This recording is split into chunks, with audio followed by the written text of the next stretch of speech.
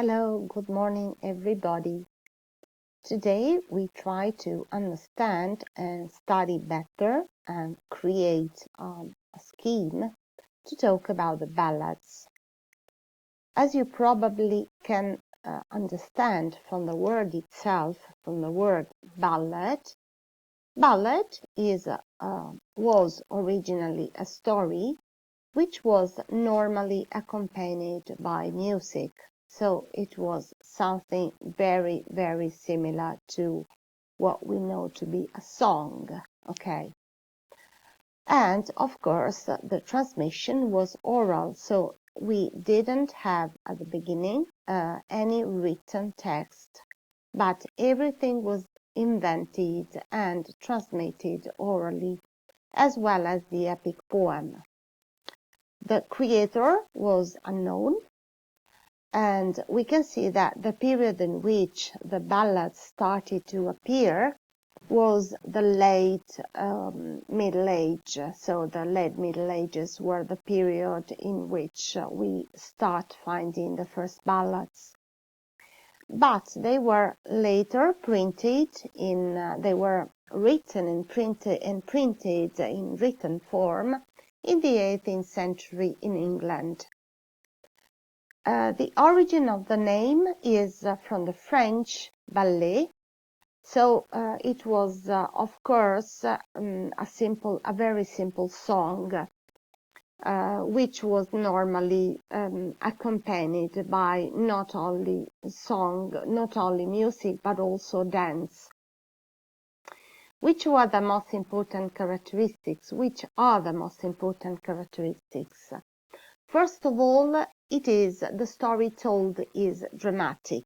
So the story is never happy, it doesn't have a happy ending, but there is always a dramatic epilogue at the end of the story. It is normally short, so it is very different from the epic poem. And it is also impersonal, because in a ballad we don't find the writer feelings. The structure, how is the structure? Let's see the main characteristics of the structures.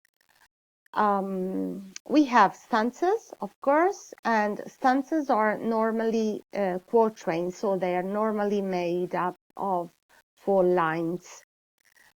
There are alternated lines, one line with 3 stresses, the other line with 4 stresses.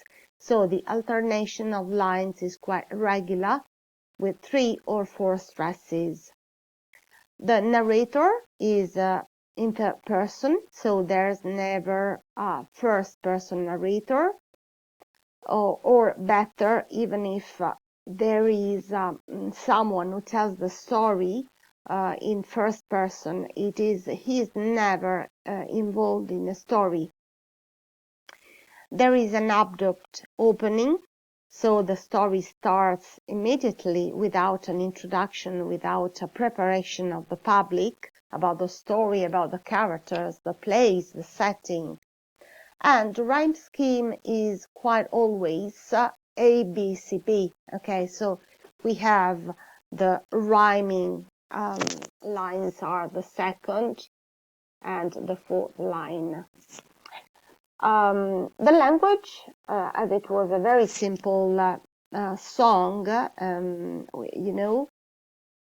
sorry, okay.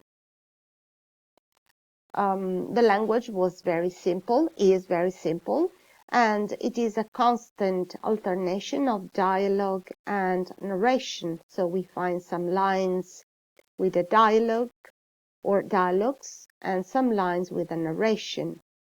There are frequent repetitions and refrain, but we also have a lot of figures of speech. For example, alliterations, onomatopoeia, and many other figures of speech, all the traditional figures of speech for poetry.